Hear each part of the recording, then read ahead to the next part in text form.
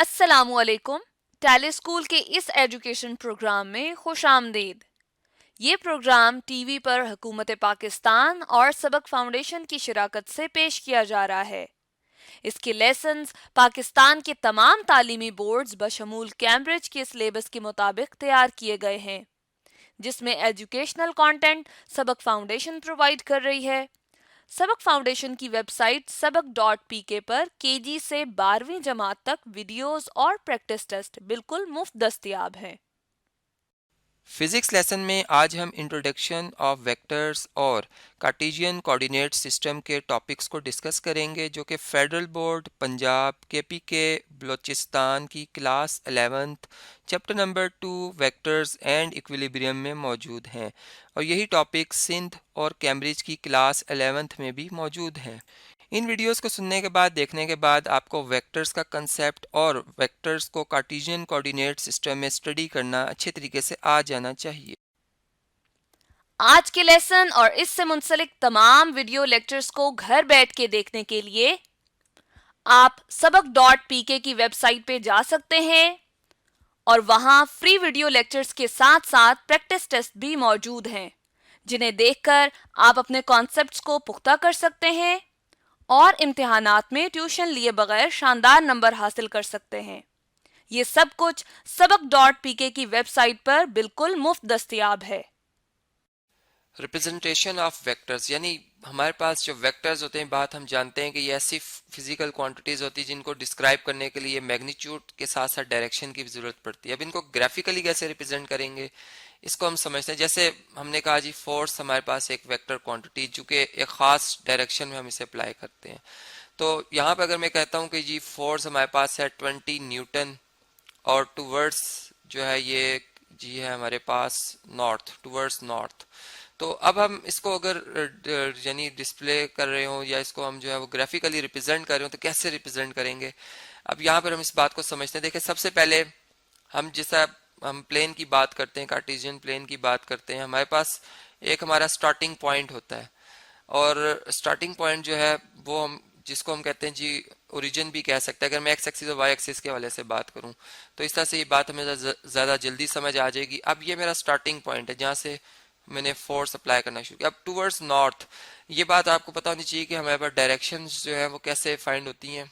अगर हम अपने स्टार्टिंग पॉइंट से राइट साइड पे मूव करते हैं, तो ये हमारे पास जी ईस्ट डायरेक्शन होती है, और अगर लेफ्ट पे आते हैं तो ये हमारे पास वेस्ट डायरेक्शन होती है। इसी तरह यानी मशरिक और मगरिब, और अगर ऊपर की तरफ चलते हैं हम, तो ये हमारे पास नॉर्थ, और अगर नीचे की तरफ आते हैं तो ये हमारे पास जो है वो साउथ डायरेक्शन होती है।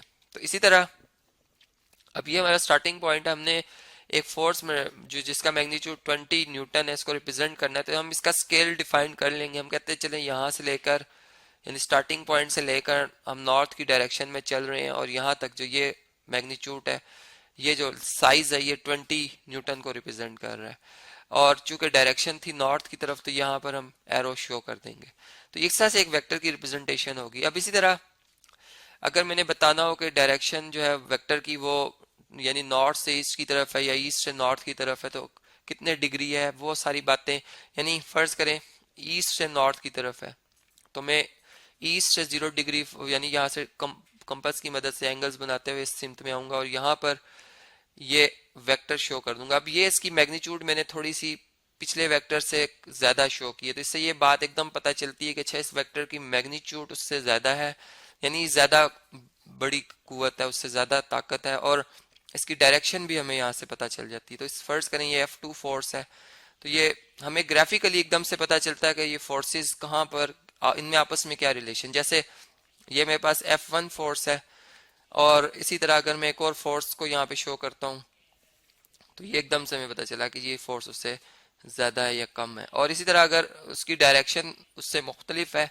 जैसे यहाँ पर मैं यूँ शो करता हूँ, ये स्टार्टिंग पॉइंट है और ये इस सिमत में है, तो हम ये कह सकते हैं कि ये दोनों फोर्सेस जो हैं वो एक दूसरे के ऑपोजिट डायरेक्शंस में हैं, और मैग्नीट्यूड भी इनकी सेम नहीं है। तो ये इसी तरह से हम ग्राफिकली जो है वो वेक्टर्स को बड़े आसानी से समझ जाते हैं। इसी तरह अब जो हमने जैसे बात की कि जो हमारे पास वेक्टर क्वांटिटीज होती हैं, हमने जब डेफिनेशन पढ़ी थी तो उसमें मैग्नीट्यूड और डायरेक्शन दोनों की जरूरत होती है। तो यहाँ पर जो मैग्नीट्यूड होगी उसको हम इस तरह से जाहिर करेंगे कि F2 वेक्टर लिखकर उसके साथ जो है वो इस तरह से दो वर्टिकल लाइंस लगा देंगे जो कि इसकी मैग्नीट्यूड को रिप्रेजेंट करेंगे। और इसके साथ ही अगर इसी वेक्टर की डायरेक्शन की बात हो रही तो F2 लिखकर इसके ऊपर एक हैट इस तरह से बना देंगे, जिसे हम हैव कैप भी कहते हैं। तो ये हमारे पास जो है ये इस वेक्टर की डायरेक्शन को शो कर रहा है। और जो वो है दूसरी जो मैंने भी इसकी जिसका प्रोडक्ट ले रहा हूँ वो इसकी मैग्नीट्यूड को या साइज को रिप्रेजेंट कर रहा है। अब इसी बात को आप ऐसे भी जाहिर कर सकते हैं कि अगर वेक्टर की मैग्नीट्यूड रिप्रेजेंट करनी है तो आप सिंपल जैसा मैंने भी लिखा कि F2 वेक्टर इसके ऊपर एरो ना भी शो करें, आप एक बार लगाएं और इसके दोनों तरफ जो है आप वर्टिकल लाइन लगाते हैं, ये भी मैग्नीट्यूड को रिप्रेजेंट करता है। या सिंपल आप F2 लिख दें तो ये वेक्टर की मैग्नीट्यूड ही को रिप्रेजेंट कर रहा होता है। लेकिन जब हम वेक्टर की बात करते हैं तो वेक्टर जो है इसको जाहिर करने के लिए इसके ऊपर भी बार लगाई जा सकती है, सिंपल इसके नीचे भी बार लगाई जा सकती है, या फिर हम यूं भी कर सकते हैं कि इसके ऊपर बार लगाकर एरो भी शो कर दें, या फिर हम इस तरह से भी कर सकते हैं कि जो हमारे पास वेक्टर है इसके यानी इसको हम बोल्ड कर दें, F लिख के इसको मार्कर की मदद से, जिससे हमारे पास पेन और मार्कर में खास डिफरेंस होता है निब साइज का, तो इससे लिखेंगे तो एकदम से वाज़ेह डिफरेंस आएगा। तो पता चल जाएगा कि इस वक्त हम फोर्स जो है ये वेक्टर की बात करें, मैग्नीट्यूड की बात नहीं कर रहे। तो इस तरह से ये बहुत से हमारे पास डिफरेंट वेज हैं कि हम कैसे एक वेक्टर को ग्राफिकली रिप्रेजेंट करते हैं और कैसे उसको न्यूमेरिकली जो है यानी एक बाय मैथमेटिकली कैसे उसको हम जो है वो रिप्रेजेंट कर सकते हैं।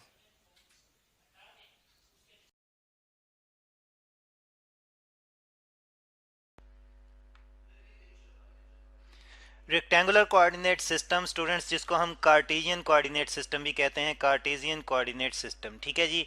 तो ये हम डिस्कस करेंगे। रेक्टेंगुलर कोऑर्डिनेट सिस्टम को हम यहाँ पे लिख लेते हैं कि कार्टेशियन कोऑर्डिनेट सिस्टम भी हम कहते हैं इसको, ठीक है। कार्टेशियन कोऑर्डिनेट कोऑर्डिनेट सॉरी, ये ज़रा हम करेक्ट कर लेते हैं, कोऑर्डिनेट सिस्टम, ठीक है जी, सिस्टम। और ये सिस्टम जो है वो एक्चुअली हम जो है वो किस तरह से यूज़ करते हैं, क्या हेल्प आउट करता है हमें, हम यही देखेंगे और किन किन चीज़ों पे ये बेस करता है। तो अब सबसे पहले तो हम बात करते हैं किसी भी लोकेशन, किसी भी डायरेक्शन को डिफ़ाइन करने के लिए तो हम जियोग्राफिकली नॉर्मली जो है वो हम डिफ़ाइन करते हैं। जियोग्राफिकली मतलब कि हम डायरेक्शन बताते हैं कि भाई नॉर्थ में है या जो है वो ईस्ट में है, साउथ में है, वेस्ट में है। तो जोग्राफिकली हम नॉर्मली जो है वो डायरेक्शंस रिप्रेजेंट करते हैं। जोग्राफिकली हम डिफाइन करते हैं किसी भी डायरेक्शन को, किसी भी ऑब्जेक्ट की लोकेशन को जो है हम डिफाइन करते हैं, ठीक है। तो अगर हम बात करें उन्हीं जोग्राफिक डायरेक्शंस की तो हम जो है वो उनको इस तरह से रिप्रेजेंट करते हैं ग्राफिकली, नॉर्थ, ठीक है जी, और ये ईस्ट, ठीक है, और ये साउथ और ये वेस्ट, ठीक है। तो अब आप देख रहे हैं कि ये जस्ट दो लाइनें जो हैं वो हमने ड्रॉ की हैं, जो दरमियान में मिलती हैं, एक दूसरे को क्रॉस करती हुई गुजरती हैं, एक दूसरे के ऊपर राइट एंगल पे हैं और ये चारों डायरेक्शंस को रिप्रेजेंट कर देती हैं, ठीक है।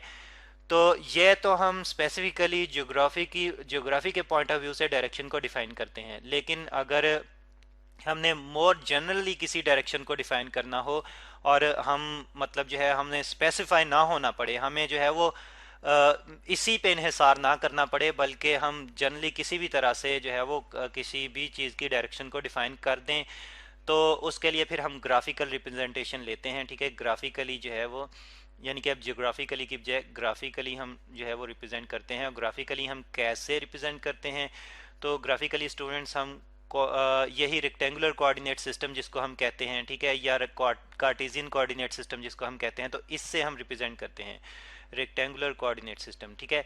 और ये एक्चुअली क्या हेल्प आउट करता है, बिल्कुल जैसे आप देख रहे हैं यहाँ पे जो ये दो लाइनें जो हैं जो राइट एंगल पे हैं और रेफरेंस जो है वो बना रही हैं, डायरेक्शंस के लिए रेफरेंस दे रही हैं। तो इसी तरह से हम जो है वो परपेंडिकुलर लाइंस ले लेते हैं, ठीक है जी, और परपेंडिकुलर लाइंस ले लेते हैं जो कि हमें रेफरेंस, फ्रेम ऑफ रेफरेंस के तौर पर हेल्प आउट करता है, और फिर हम उसी फ्रेम ऑफ रेफरेंस के मुताबिक किसी भी डायरेक्शन को डिफाइन कर सकते हैं, ठीक है। तो अब सबसे पहले तो हम रेक्टेंगुलर कोऑर्डिनेट सिस्टम में जो है वो दो परपेंडिकुलर लाइंस की बात करेंगे जी, टू परपेंडिकुलर लाइंस। और परपेंडिकुलर लाइंस को हम डिफाइन करेंगे, ठीक है। दो परपेंडिकुलर लाइंस के मुताबिक हम देखेंगे कि किस तरह से, यहाँ पे हम लिख लेते हैं, ठीक है, टू परपेंडिकुलर परपेंडिकुलर सॉरी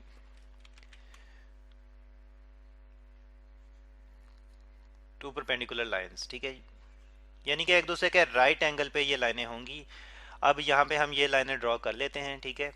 और यहाँ पे एक लाइन जो है वो मैं वर्टिकली ड्रॉ कर लेता हूँ और दूसरी लाइन हॉरिजॉन्टली ड्रॉ कर लेते हैं, ठीक है। और यहाँ पे हम देखते हैं कि ये जो है वो एक दूसरे को क्रॉस करती हुई गुजरती हैं, एट राइट एंगल हैं टू ईच अदर, और यानी कि एट रेक्टेंगल जो है, एट रेक्टेंगुलर जो है वो सरफेसेस हैं, ठीक है।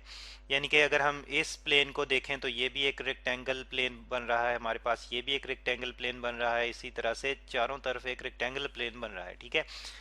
तो इस तरह से, इस वजह से हम इसको रेक्टेंगुलर कोऑर्डिनेट सिस्टम कहते हैं। अब ये कोऑर्डिनेट सिस्टम में हमने जो हॉरिजॉन्टल लाइन ड्रॉ की है इसको हम एक्स एक्सिस से लेबल करते हैं, यानी कि इसको हम हॉरिजॉन्टल लाइन को हम एक्स एक्सिस कहते हैं, ठीक है।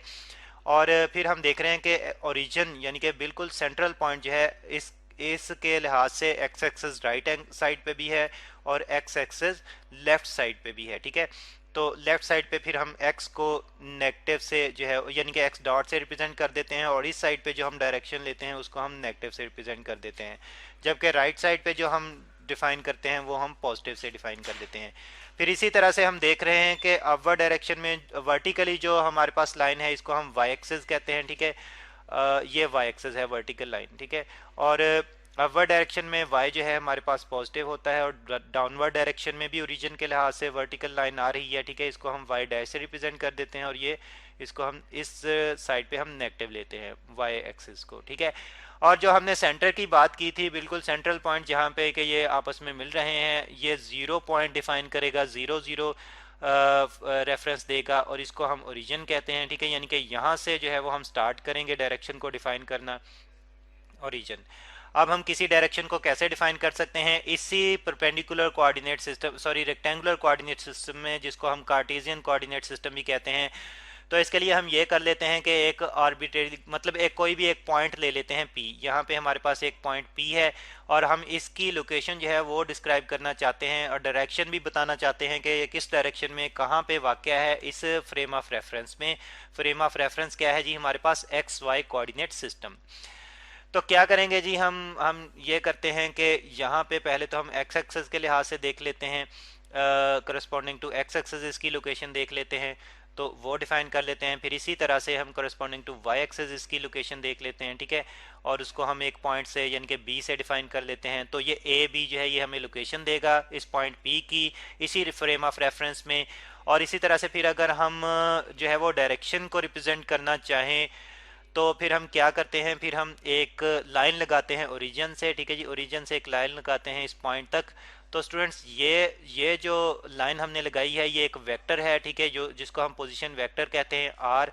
और ये पोजीशन वेक्टर हमें क्या बता रहा है, ये हमें इसकी डायरेक्शन भी बता रहा है, और इसी पोजीशन वेक्टर से हम लोकेशन भी जो है वो डिफाइन कर सकते हैं। यानी कि अब पॉइंट ए बी जो है उसकी भी ज़रूरत नहीं, जस्ट इसकी लेंथ जो है वो हम चेक करें तो उस लेंथ के मुताबिक हम इसकी लोकेशन भी डिफाइन कर सकते हैं पॉइंट पी की। और डायरेक्शन हम किस तरह से डिफाइन करेंगे तो इस पर भी बात कर लेते हैं कि डायरेक्शन जो है वो हम फिर एंटी क्लॉकवाइज डिफाइन करेंगे एक एंगल से, और angle with respect to X axis, ठीक है जी, एक angle with respect to X axis जो है वो हम लेंगे, और एंटी क्लॉकवाइज ये जो है वो हम एंगल एक्स एक्सिस से स्टार्ट करते हुए इस वेक्टर तक लेंगे, और इसके लिहाज से हम देखेंगे जो है वो इसकी डायरेक्शन डिफाइन करेंगे, ठीक है। तो ये तो है हमारे पास 2 डायमेंशनल कोऑर्डिनेट सिस्टम, यानी कि 2 डायमेंशंस में जो है वो हमें डायरेक्शन और लोकेशन डिफाइन करने में हेल्प आउट करता है।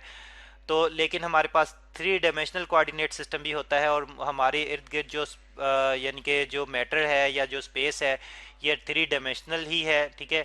तो 3 डायमेंशनली फिर परपेंडिकुलर लाइंस जो है हम कैसे ले सकते हैं फ्रेम ऑफ रेफरेंस के तौर पर, तो अब हम ये देखेंगे 3 डायमेंशनल कोऑर्डिनेट सिस्टम इसको हम कहते हैं, ठीक है।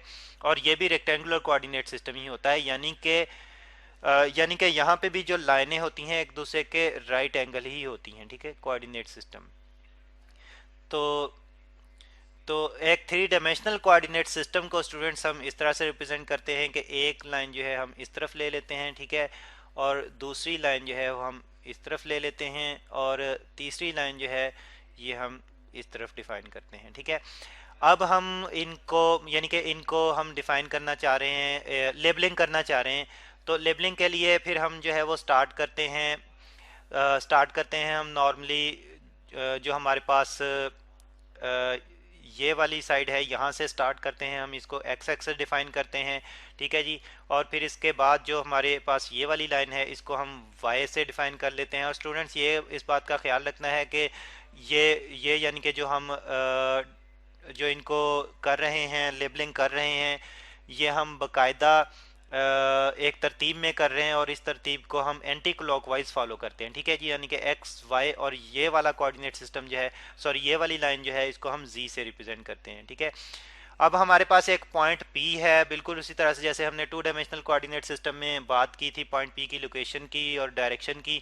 तो यहाँ पे हमारे पास एक पॉइंट पी है। अब इसकी डायरेक्शन और लोकेशन हम डिफाइन करना चाहें तो पॉइंट्स के मुताबिक अगर हम इसकी लोकेशन देखना चाहें तो बिल्कुल उसी तरह से हम करस्पॉन्डिंग टू एक्स एक्सेस देख लेते हैं, ठीक है।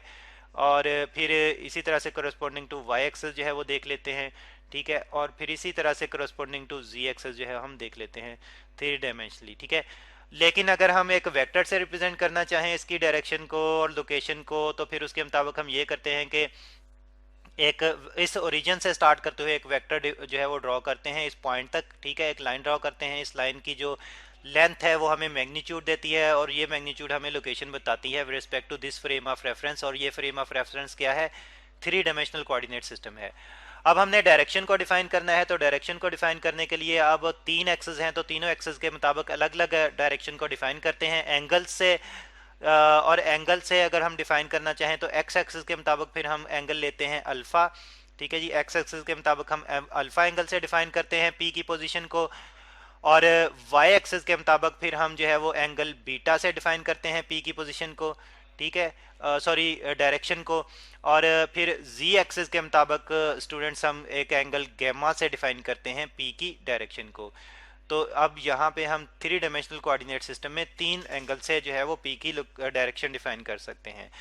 तो ये कोऑर्डिनेट सिस्टम जिसको हम कार्टेशियन कोऑर्डिनेट सिस्टम या रेक्टेंगुलर कोऑर्डिनेट सिस्टम कहते हैं, तो ये हमें हेल्प आउट करता है किसी भी डायरेक्शन को, किसी भी वेक्टर की डायरेक्शन को जो है वो डिफाइन करने के लिए, और डायरेक्शन हम रिप्रेजेंट करते हैं एंगल्स के मुताबिक। तो स्टूडेंट्स ये है कार्टेशियन कोऑर्डिनेट सिस्टम या रेक्टेंगुलर कोऑर्डिनेट सिस्टम।